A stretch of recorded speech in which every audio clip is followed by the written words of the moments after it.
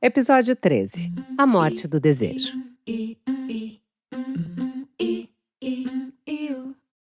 Você dá de cara com a cena do crime. O desejo estatelado no chão, sem sinais vitais. Quem é o assassino? A rotina sufocando o mistério com o travesseiro? A intimidade com o tédio na mão na sala de jantar?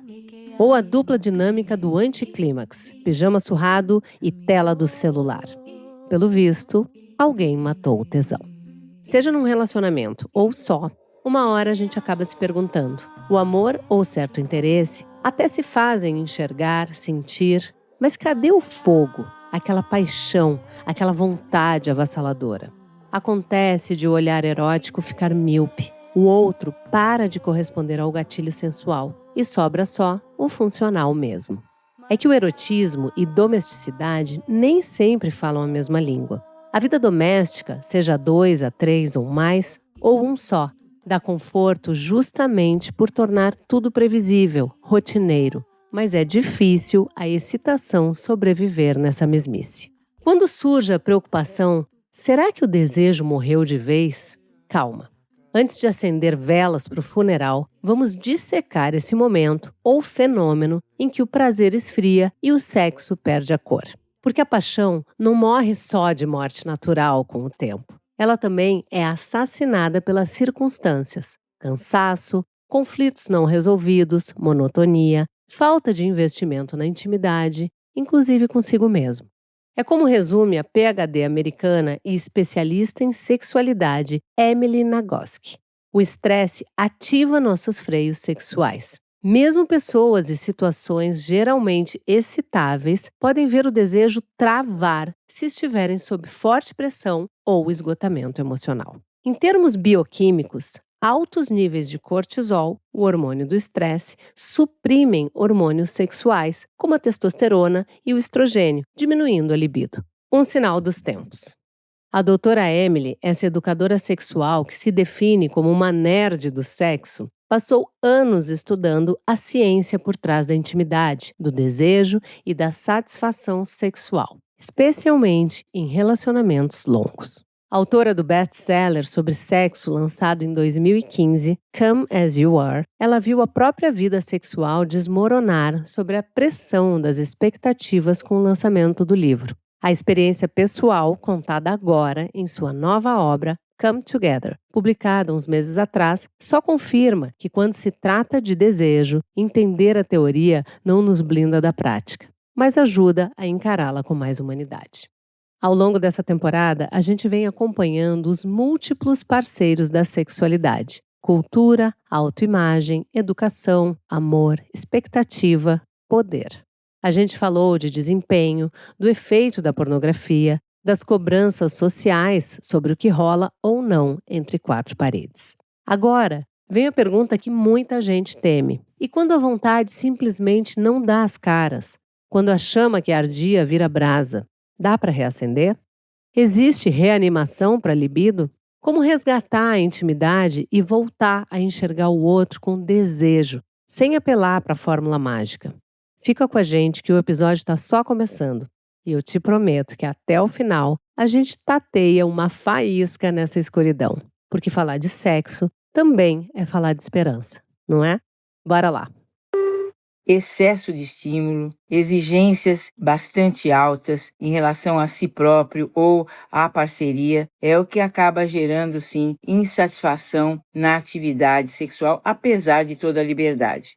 É isso. A doutora Carmita Abdo, psiquiatra, fundadora e coordenadora geral do ProSex, o Programa de Estudos em Sexualidade do Instituto de Psiquiatria do Hospital das Clínicas da Universidade de São Paulo, e também ex-participante do Amor e Sexo lá no começo, foi direto ao ponto. Não adianta ter liberdade se a gente mesmo se enche de cobrança. Quanto mais pressão por um desempenho perfeito, mais o tesão se esfarela.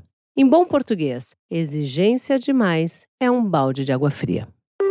De fato, as disfunções sexuais são bastante frequentes. E uma das razões são informações incorretas, tabus, conceitos errôneos, expectativas fora daquilo que é possível, mas além disso, a saúde física, a saúde emocional importam para um sexo satisfatório, de qualidade. Se uma dessas condições está presente, o sexo se ressente. E, além de tudo isso, ainda temos que pensar nos aspectos relacionais quando se fala em sexo satisfatório, sexo de qualidade. Se a relação é conturbada, é conflitiva, isso pode sim repercutir sobre o prazer sexual, pode gerar falhas e pode acabar levando a disfunções sexuais.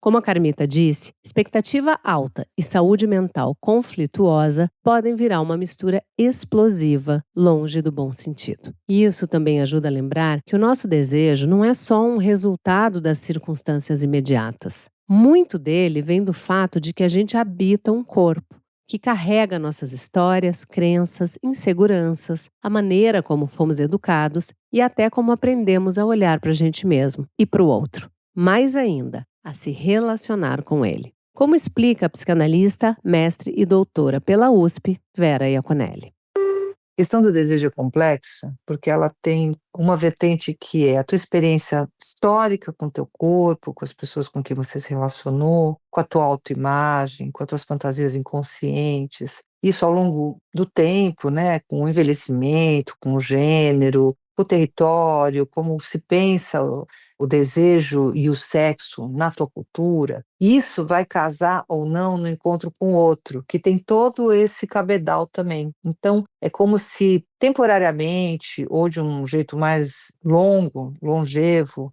você pudesse compartilhar essa experiência com alguém. Não está escrito na pedra, ele é algo que tem que ser construído na relação, numa troca. Então tem momentos, por exemplo, que você deseja muito o outro, mas você não está bem com você, não está bem, você está numa crise, nas mulheres em relação ao envelhecimento, à mudança da aparência. Às vezes os homens em relação ao potencial de trabalho deles pode ser extremamente broxante para um homem se sentir pouco produtivo, numa cultura na qual esses são valores. Muito interessante essa fala da Vera. É como se o desejo fosse um mosaico cheio de peças influenciando a nossa vontade, nossas experiências passadas e a história que o nosso corpo viveu. A forma como a gente enxerga o nosso próprio corpo e a nossa autoestima. Fantasias inconscientes, valores culturais e expectativas da sociedade em que a gente vive. O psicanalista americano Michael Bader, especialista em sexualidade, diz que a excitação sexual requer inerentemente uma capacidade de ser egoísta. Em outras palavras, às vezes, a gente precisa colidir com o outro no calor do momento, sem culpa, em vez de só querer agradar às vontades alheias. Se vulnerabilizar no intuito de se priorizar, se fazer visto. Ou seja, não existe tesão só pelo outro. A gente também precisa sentir tesão pela gente mesmo, pelo corpo que a gente tem e pela pessoa que a gente é, ou está se tornando. Isso inclui encarar as transformações que a vida traz. Afinal, desejo também passa por como a gente se percebe e por como a gente se gosta. Poder compartilhar a intimidade dessa experiência com o outro, falando sobre isso com o outro, dividindo isso com o outro, pode ser muito erótico. Dentro dessa perspectiva, a gente vai vendo como ela é uma construção no tempo, como ela vai tendo altos e baixos mesmo, como qualquer relação. Ahá! O desejo não é linear nem estável. Ele varia mesmo. Inclusive quando esbarra num aprofundamento da intimidade, mas não necessariamente seguindo os mesmos rumos ou na mesma proporção que ela. É como diz a terapeuta de casais belga-americana Esther Perel, uma das vozes mais influentes no estudo do amor e do desejo na atualidade. Desejo e intimidade são forças complementares, porém antagônicas. Somos contradições ambulantes, buscando segurança e previsibilidade, mas também sedentos pela surpresa e o mistério. Mais um paradoxo para conta desses tempos, já que os comportamentos que aprofundam a intimidade, tipo confiança, afinidade, transparência, são frequentemente aqueles que reduzem a autonomia que alimenta o desejo. Eu fiquei pensando muito nessa confusão de sentimentos que o sexo provoca, ainda mais a ausência dele. Quando eu li na semana passada o livro que a Vera Iaconelli acaba de lançar, chamado Análise, e me deparei com um trecho em que ela diz o seguinte: o encontro com o sexual para a psicanálise é sempre da ordem do traumático. Queria comentar o trecho do livro. Essa é uma sacada do Lacan muito linda, porque ele vai dizer, a partir do Freud, que tem algo da sexualidade ser traumática em si mesma. Por quê? Porque a gente não tem controle sobre a nossa sexualidade. A gente não fala, a partir de amanhã eu vou começar a gostar de mulher. Não rola. Ou vou começar a gostar de um certo tipo de mulher. Não rola, entendeu? Então, a gente é traído pelo desejo, né? Como naquele filme lindíssimo. A gente é traído pelo desejo, porque a gente não tem domínio sobre a coisa que é mais fundamental na nossa existência. E nesse sentido, Lacan vai falar, isso é traumático de saída. Então, sempre o encontro com o sexual tem algo de traumático. A gente pode pensar na nossa adolescência, em que momento que a gente percebeu que a sexualidade nos dominava e não o contrário. Embora eu possa decidir o que eu faço ou não eticamente com o meu desejo sexual, o desejo, ele não está sob o meu domínio. E claro que eu posso, ao tentar fazer algo com o desejo, fazer descobertas muito interessantes, né? E a gente faz algo com isso que pode ser muito profícuo, mas de fato o controle que é bom mesmo não temos. Se é que seria bom o controle, né? A ver. Eu adoro esse filme que a Vera citou, Traídos pelo Desejo. Justamente porque ele mostra de forma visceral essa sensação de ser surpreendido por algo que já estava dentro da gente, mas que a gente talvez nunca tenha nomeado. E ela fala disso lindamente, não é? A sexualidade como uma experiência, no fundo, traumática. Não como um trauma no sentido tradicional, violento, mas no sentido de que nos foge, porque o desejo é algo que não se escolhe racionalmente. A gente não decide simplesmente começar a desejar algo ou alguém. O desejo não obedece planos de carreira, não segue coerência ideológica, não bate cartão. E essa experiência, como já dizia o psicanalista francês Jacques Lacan, é traumática porque nos revela que não somos soberanos. E também por isso, muitas vezes nos trai, como no título do filme. A adolescência é o marco mais óbvio disso, o momento em que a sexualidade invade sem pedir licença. De repente, o corpo sente. A gente descobre que há algo que nos move e que a gente não controla. Mas não só na adolescência, esse impulso segue descontrolado. Você associar o desejo ao sexo com o parceiro acaba até restringindo, aprisionando a ideia de desejo. Por isso que eu gosto de falar gozar a vida, ter tesão na alma, e não simplesmente sexo da forma mais tradicional possível. Isso é importante para muitos? É. Não é importante para outros? Não. Por que restringir o desejo? O desejo está em várias formas de viver a vida. Quem fala aqui é a antropóloga e pesquisadora Miriam Goldenberg, que há décadas se dedica à pesquisa do tema. Eu tenho escrito muito como o sexo, ou melhor, a liberdade sexual, nos anos 60 e 70, era realmente uma forma de liberdade para as mulheres. As mulheres até então eram completamente reprimidas, não só sexualmente, mas também sexualmente, e elas começaram a ter mais escolhas. Então você teve a pílula, depois você teve o divórcio, você teve uma libertação das mulheres com relação ao casamento, à família, a escolha de ter filhos, uma maior escolarização, as mulheres entrando no mercado de trabalho massivamente. Tudo isso fez com que as mulheres realmente se libertassem de muitas prisões. Hoje, o que eu vejo nas minhas pesquisas é uma certa, vou colocar entre aspas, ditadura do prazer. E o prazer associado muito ao sexo e à beleza ou forma física. Então, as mulheres parecem que têm que transar até morrer para provar que são mulheres desejáveis, atraentes, interessantes. O que eu vejo na minha pesquisa é que muitas mulheres sentem o desejo de serem desejadas mais do que o próprio desejo. A Rita Lee, aos 73 anos, ela disse: com relação à própria vida. Velha não quer trepar. Eu não quero mais trepar. Eu tenho tesão em outras coisas. Em ler, em escrever, em ficar com meus netos, na natureza, ficar com meu marido, com meus filhos, curtir a minha casa, fazer a minha cama. Ela disse, eu já fiz muito sexo, drogas e rock and roll. Hoje eu quero curtir a minha vida de outra forma. Não quero mais trepar.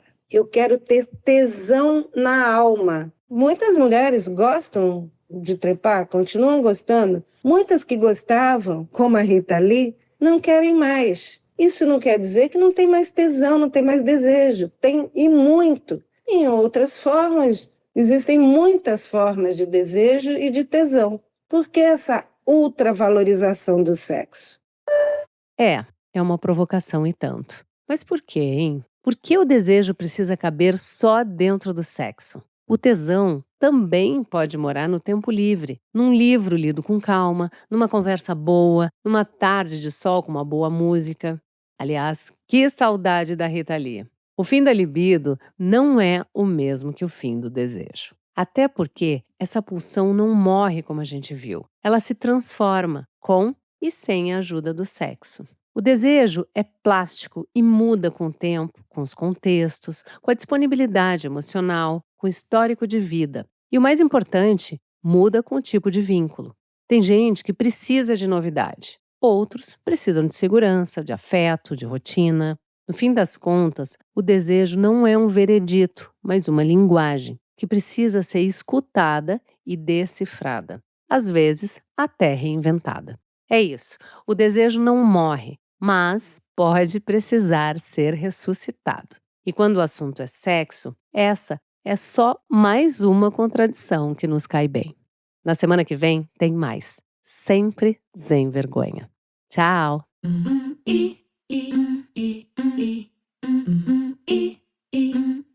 O Sem Vergonha é um podcast dividido em curtas temporadas e em cada uma delas a gente vai tratar de um tema contemporâneo diferente. O assunto da vez é sexualidade e você vem comigo pelos próximos episódios Sem Vergonha.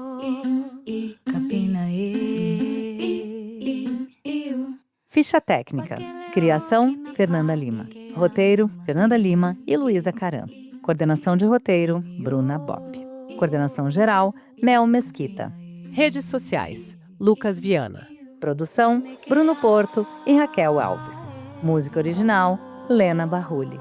Edição e sonorização, Augusto Marcato.